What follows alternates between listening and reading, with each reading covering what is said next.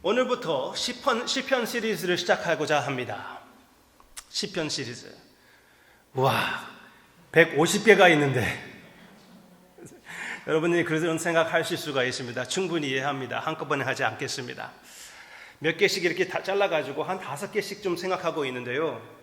이제 이렇게 시작하고 이제 다른 걸로 넘어가고 시작하고 다른 걸로 넘어가면은 제가 은퇴하기 전에는 시편이 끝날 수가 있겠죠? 적어도 죽기 전에는 끝나겠죠? 하여튼 그런 좀 너그러운 목표를 가지고 시편을 시작하는데 오늘은 30 정도를 하기를 원합니다. Introduction, 시편에 대한 Introduction. 시편 1편 자체가 어느 정도의 시편 그 전체의 소개입니다. 소개. 스퍼전 목사님은 시편 1편이 하나님의 말씀으로 생각한다면은 시편 나머지는 시편 1편을 설명하는 설교와 비슷하다고 얘기했습니다. 이해가 되시죠? 시편 1편이 본문이고 시편 나머지는 거기를 따르는 설교, 그렇게 얘기했습니다. 그게 틀린 것이 아니라고 저는 말씀드리고 싶어요. 시편에는 여기에서 맨 처음 나오는 내용을 봅시다. 복 있는 사람, 복 있는 사람. 모든 사람들이 복을 원합니다. 그래서 여러 가지 면으로 이 한자 복을 많이 달고 다닙니다. 그렇죠? 제가 틀렸나요? 맞죠? 제가 여러분들 아실지 모르겠지만 연초에 체이스 뱅크에 가가지고 돈 봉투를 달라고 그러면은 초이스를 줍니다. 자기네 거 플레인 랩 체이스 봉투를 줄 때도 있고 빨간 봉투를 줄 때도 있습니다. 그것은 중국 봉투예요. 그래가지고 거기에다가 이 복자를 딱 붙여가지고 체이스 뱅크에서 이렇게 나눠줍니다. 심지어 미국 사람들까지 한국 사람들이 또 중국 사람들이 동양 사람들이 복을 얼마나 귀히 여기는지 잘 알고 있습니다. 누구든지 복된 삶을 살고 싶어 합니다. 그래서 여기에서 복 있는 사람으로 시작합니다. 여기에서 나오는 내용은 참으로 복된 사람을 얘기하고 있다는 것을 먼저 기억할 필요가 있습니다.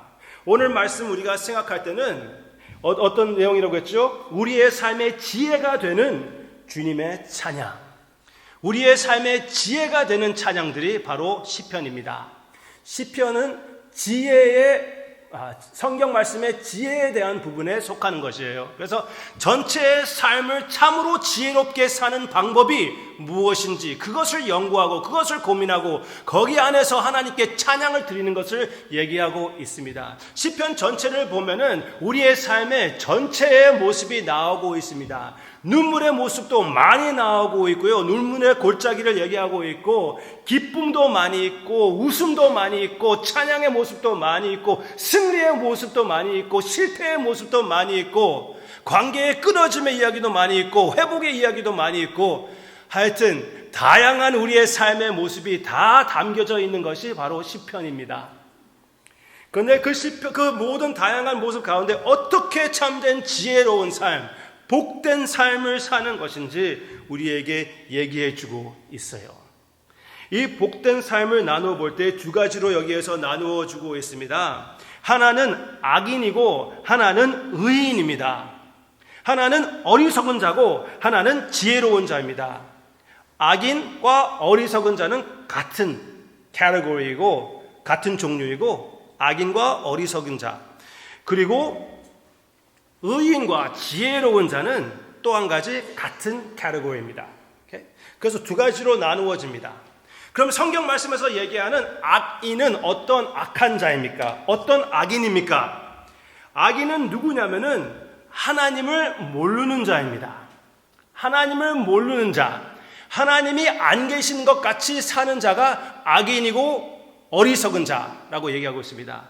지극히 이 세상에서 어리석은 자, 바보는 누구냐면은 하나님이 없다고 생각하며 아니면 하나님이 계신지 알면서도 없는 것처럼 생각하지 않고 살려고 하는 것이 가장 어리석은 삶, 가장 망할 삶이라고 얘기해주고 가장 악한 삶이라고 얘기해주고 있습니다.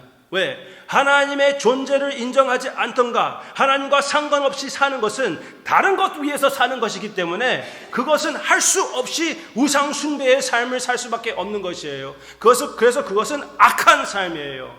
주님을 위하여 살지 않고 내 자신의 쾌락 위해서 살고 내 자신의 가치 위해서 살고 내 것을 위하여 사는 그 삶은 악인의 삶이고 어리석은 삶, 바보 같은 삶, 바보의 삶이라고 성경 말씀에서 가르쳐주고 있습니다.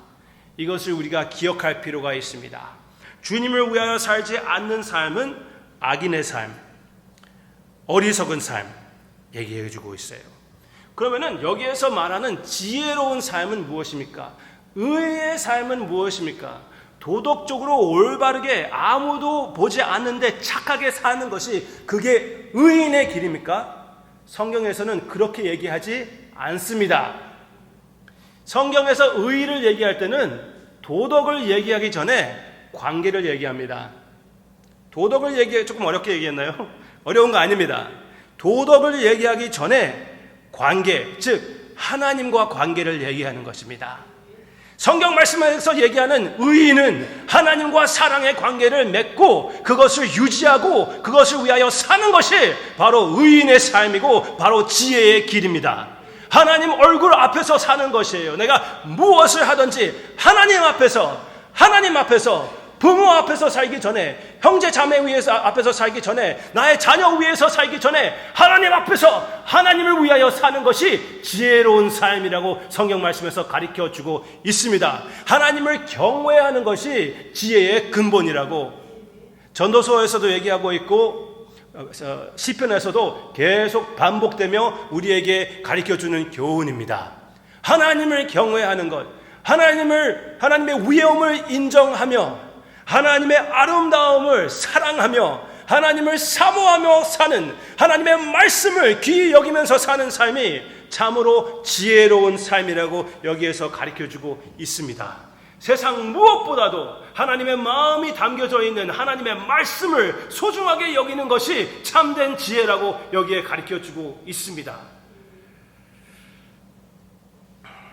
그런데 그 하나님을 아는 것이 어디에 달려 있습니까? 내가 열심을 품고 하나님을 아는 것에 달려 있는 것입니까? 물론 우리는 하나님을 알수록 더 알고 싶어지는 것이에요. 하나님의 사랑을 파악하려고 할수록 파악하지 못한다는 것을 깨닫게 되는 것입니다. 나의 죄성을 더 발견할수록 하나님의 용서의 사랑이 얼마나 깊은지 우리가 조금 더 알게 되는 것이에요. 아멘? 얼마나 귀한 하나님의 사랑인지 모릅니다. 그러나 내가 하나님을 요구하고 하나님을 사모하고 하나님께 나아가는 것이 어디에 달려있냐면은 내가 하나님께 나아가는 게 달려있는 것이 아니라 하나님이 나를 찾아오는 것에 달려있는 것입니다. 아멘? 여기에 보세요. 6절 의인을 얘기합니다. 오늘은 사실 1절과 6절밖에 안 하는 거예요. 이 다음에 이것을 또 한 번, 이 내용을 또 한 번 하고 싶어요. 한 2주 후에 할 계획인데요.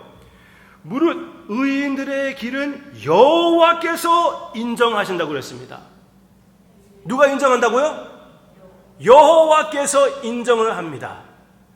여호와께서 그 길은 무엇입니까? 우리의 삶, 우리 집사님의 삶을 여호와 하나님께서 인정하고 우리 성도님의 삶을 여호와께서 사랑하기 때문에 여러분이 여호와 하나님을 사랑할 수가 있는 것입니다.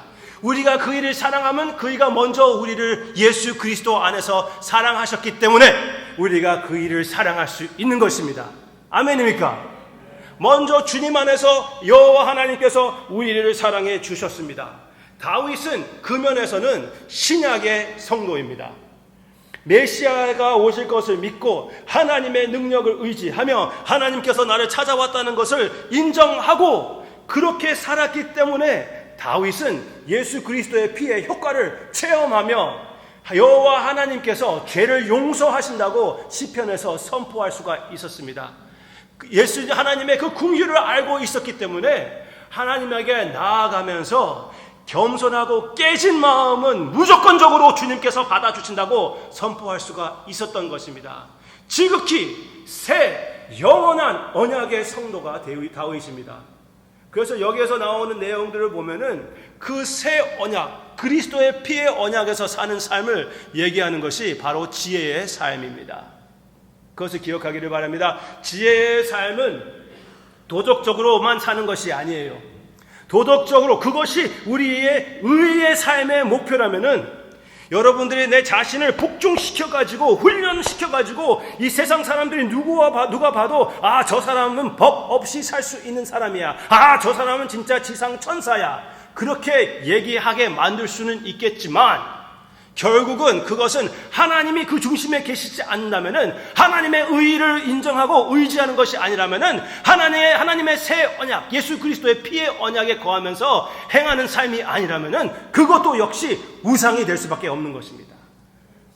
교회에 아무리 열심히 나오고 아무리 도덕적으로 올바르다고 해도 하나님을 모르면은 이 세상에서 모든 것이 끝나는 것인데 그것이 어리석은 삶이라고 하지 않을 수가 어떻게 있겠습니까?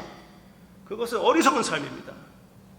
그러나 주님을 알기 때문에, 주님을 사랑하기 때문에, 하나님께서 나를 이렇게 사랑하셨기 때문에 나의 삶이 변화가 되는 것은 그것은 진짜 하나님께 바치는 그런 삶이며 참 지혜로운 삶이 되는 것이 아닙니까?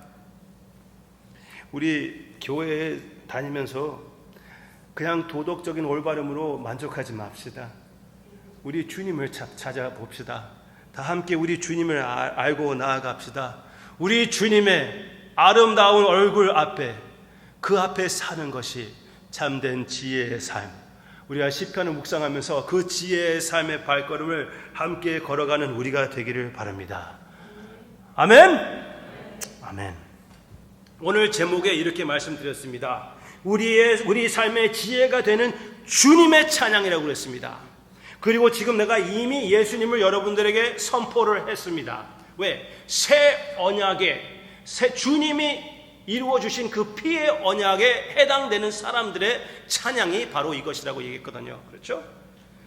오직 주님을 아는 사람, 하나님을 아는 사람, 하나님을 어떻게 합니까? 예수님을, 거룩하신 하나님을 아무리 내가 도덕적으로 산다고 해도 어떻게 그 하나님을 내가 알 수가 있습니까? 예수 그리스도의 피 외에는 길이 없습니다. 그래서 이미 여러분들에게 예수님을 선포했습니다. 그렇지만 조금 더 구체적으로 여러분들에게 예수님을 선포해 드리고 싶습니다. 어떤 면으로 그러면은 예수님이 이 시편의 주인공입니까? 여러분들에게 말씀드리고 싶어요. 먼저 이 노래들은, 이 시편에 나오는 이 찬양들은 예수님에 대한 것이라는 그 이유는 먼저 주님이 사랑하시는 시편입니다. 주님이 누구보다 시편을 사모하고 사랑하고 I am sure 마음속 깊이 외워두셨다고 믿습니다. 그래서 주님이 우리의 메시아로서, 우리의 대표자로서, 누구보다 하나님을 사랑하는 사람으로서 이 찬양을 사용하지 않으셨겠습니까? 여러분들이 이 시편을 읽으면서 예수님이, 나의 구세주이신 예수님이 이 시편들을 사용하시고 하나님께 찬양을 드렸다고 생각할 때 더 친근한, 더 의미가 있는 그런 시편이 되시기를 바랍니다. 여러분, 예수님을 사랑하지 않습니까? 사랑하는 사람들이 가장 사랑하는 책입니다. 가장 사랑하는, 가장 좋아하는 노래예요.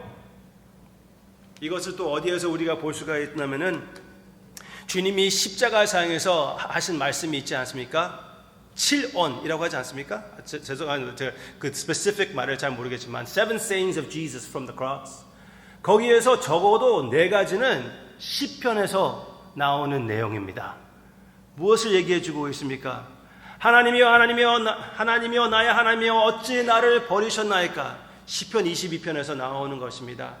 목마르다, 그것도 역시 시편 42편, 43편 그 내용에서 나오는 것이고 여러 군데에서 그것을 찾을 수가 있는 것입니다. 목마르다, 주님께서 십자가에서 외치셨습니다. 다 이루었다, 그것도 역시 시편 22편 마지막 부분에서 찾을 수가 있는 것입니다. 그리고 아버지여 나의 하나님이여 아버지께 나의 영혼을 부탁하나이다, 주님께서 그렇게 기도하셨습니다. 얼마나 귀하신 우리 주님의 기도, 그것은 우리에게 무엇을 얘기해 주고 있습니까? 예수님의 삶에 가장 힘들고 가장 어려운 상황에서 주님이 사용하신 그 성경 말씀이 시편이었다는 것입니다. 그것으로 인하여 우리에게 본을 보여주시고 그것을 통하여 주님께서 십자가에서 승리하시는 모습을 보게 되는 것입니다. 주님께서 생각해 보세요. 모든 땀을 다 흘리시면서 우리를 위하여 우리 죄가 되어주신 주님께서 십자가에서 하나님께 찬양을 하셨다는 것입니다. 얼마나 귀한 성경 말씀입니까? 우리 주님이 시편을 사랑하셨습니다. 그렇기 때문에 우리 주님의 노래입니다. 남이 지은 노래라고 해도 내 삶에 의미가 있으면 내 노래가 되는 것이 아닙니까? 사랑하는 사람들 사이에 이렇게 게임을 하면 있잖아요. 남편 있고 아내가 있는데 둘 따로 둬가지고 두 분의 노래가 무엇입니까? 그러면은 둘이 맞아야 돼요. 그렇죠? 이 사람은 이 얘기하고 이 사람 다른 노래 하면은 지금 누구하고 그 노래를 그것을 하여튼 같은 노래를 함께 간직함으로 인하여 내 것이 된 거잖아요. 그렇죠? 우리가 가장 사랑하시는 주님이 가장 사랑하는 노래들이 바로 여기에 있습니다.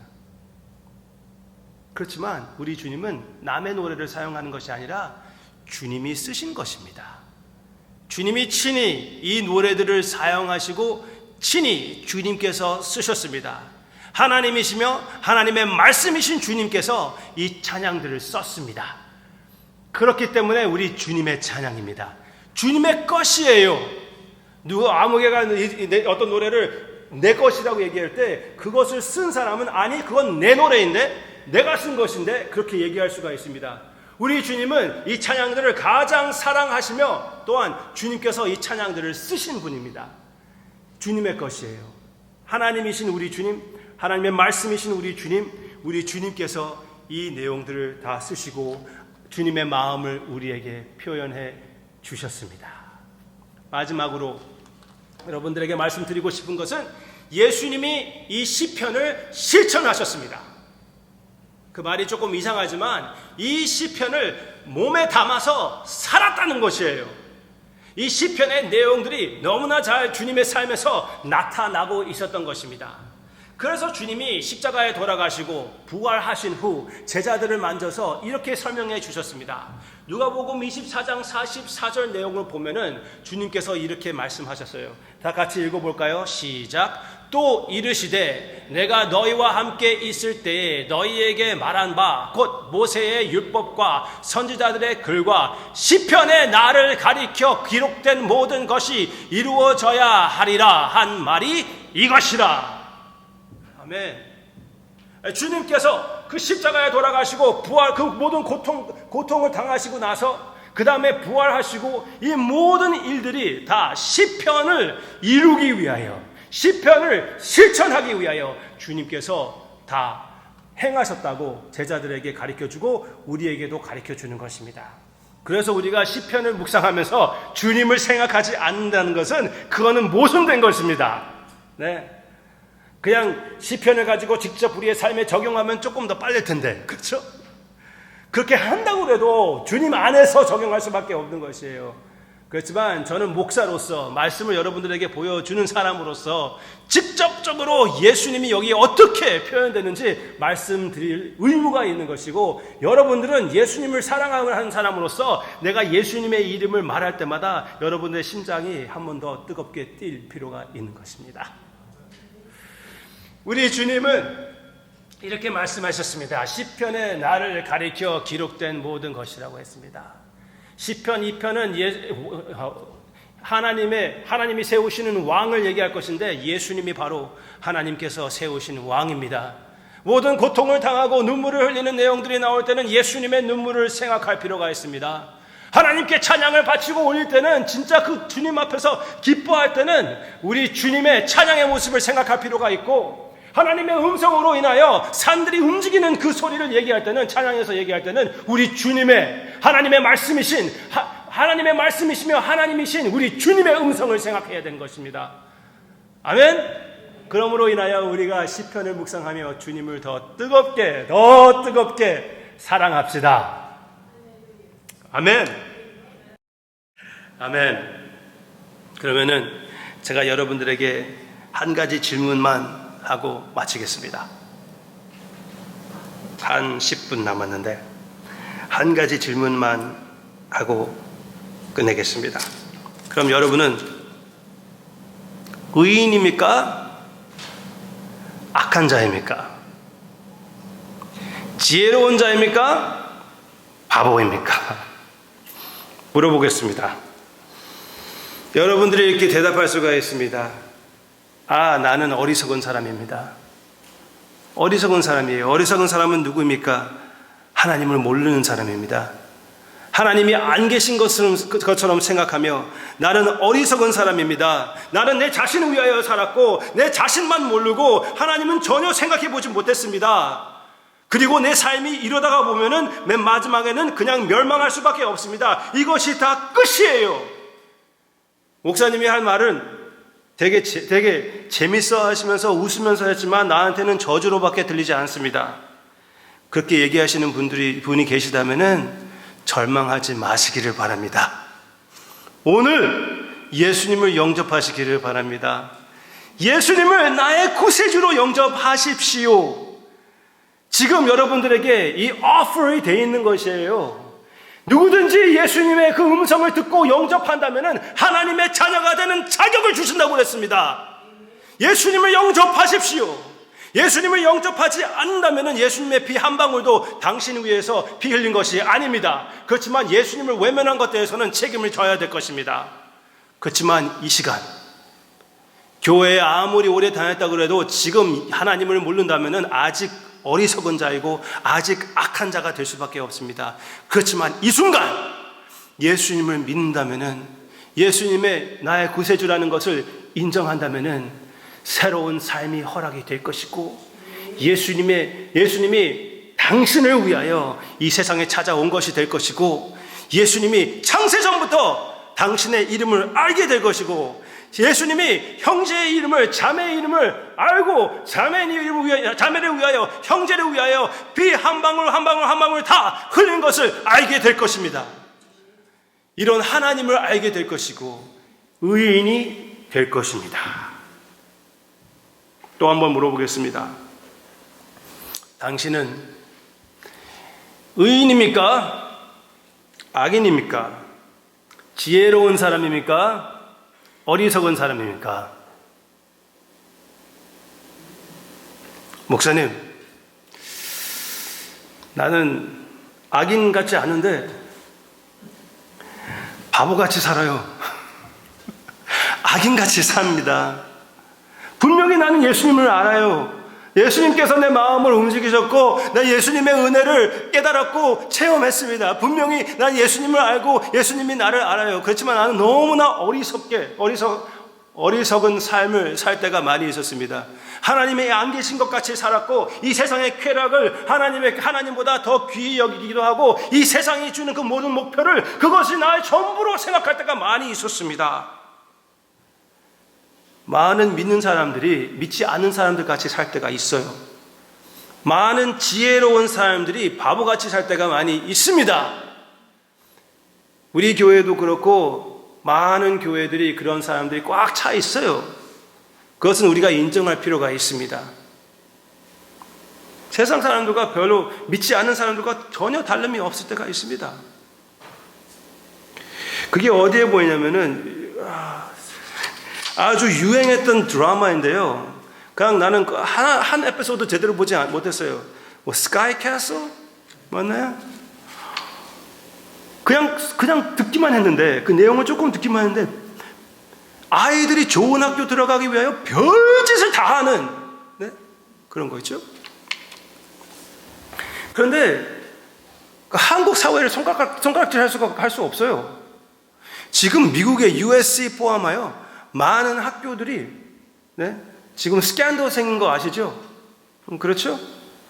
엄청난 돈을 가족이 줘가지고 아이들을 합격시키는 그런 스캔들이 있지 않았습니까? 남 얘기 아니라 여기에서도 충분히 있는 그런 일들입니다.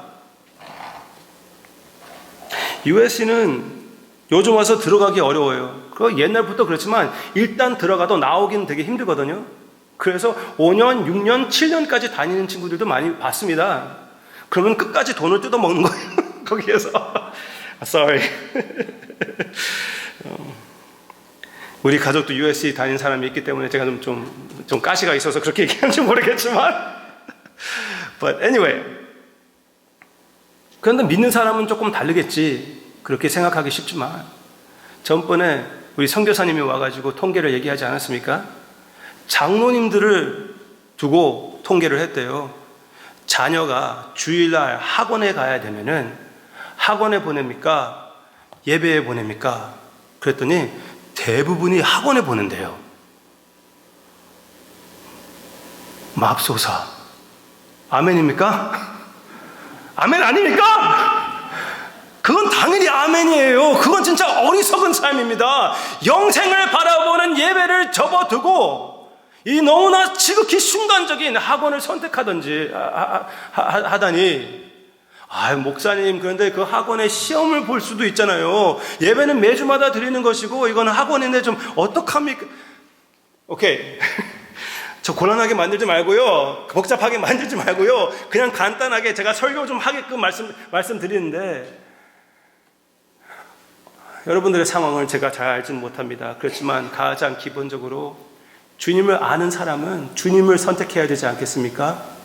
이 세상을 선택하지 않고 주님을 선택해야 되지 않겠습니까? 순간적인 것을 버리고 영원한 것을 간직해야 되는 것이 아닙니까?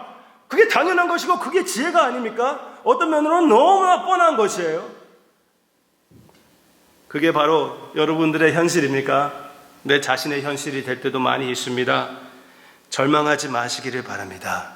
가장 기본적인 은혜를 가진 사람은 이미 여러분은 하나님의 자녀가 되었고 영생을 바라보게 되었고 영원히 주님과 관계를 이루게 되었습니다. 그것은 아무도 여러분들로부터 빼앗을 수가 없습니다. 여러분들이 잘못 행동하는 것도 그것도 여러분들의 기본적인 하나님의 축복을 빼앗을 수가 없습니다. 감사하시기를 바랍니다. 하나님 대신 다른 것을 선택한 나의 진짜 배은망덕한 나의 더러운 모습이면서도 불구하고 하나님께서 사랑해 주십니다. 하나님께서 끝까지 그렇게 할 것을 아시면서도 불구하고 선택해 주시고 불러주시고 인도해 주십니다. 회개하시기를 바랍니다. 절망하지 마시고 회개하시고 다시 일어나서 더 큰, 더 귀한 제사를 주님께 드리는 여러분들의 건강한 신앙의 모습이 되기를 주님의 이름으로 축원합니다. 포기하지 마십시오. 절망하지 마십시오. 절망도 지극히 내 자신을 생각하는 거예요. 그것도 여전히 나 중심이에요. 네? 절망하는 것. 절망하는 것은 그것은 겸손이 아닙니까? 겸손은 아닙니다. 절망하는 것은 내 자신이 중심이에요. 겸손한 것은 하나님이 중심입니다. 하나님이 중심. 그 차이가 있거든요. 얼마나 귀한 차이인지 모릅니다.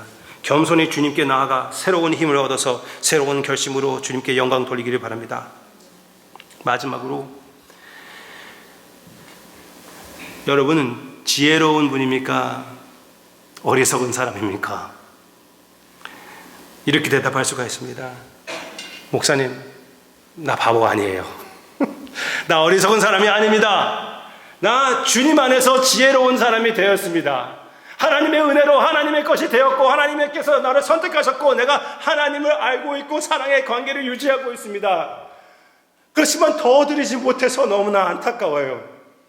타협하는 나의 삶을 보아서 너무나 안타까워요. 용서하지 못하는 사람이 여전히 있기 때문에 하나님 앞에서 배은망덕한 삶을 살기 때문에 너무나 아쉽고 안타깝고 주님 앞에 죄송스럽습니다. 그러면은 회개하시고 다시 일어나시고 다시 결심하시고 다시 주님께 성경 말씀의 그 단맛을 알게 해달라고 말씀하시고 새로운 결심하여 주님 앞에 더 가까이 나아가는 주님의 말씀과 주님의 마음을 더욱 사모하는 사람이 되게 되려고 계속 주님 앞에 추구하는 열심을 품고 주님을 따라가는 여러분들의 삶이 되시기를 바랍니다.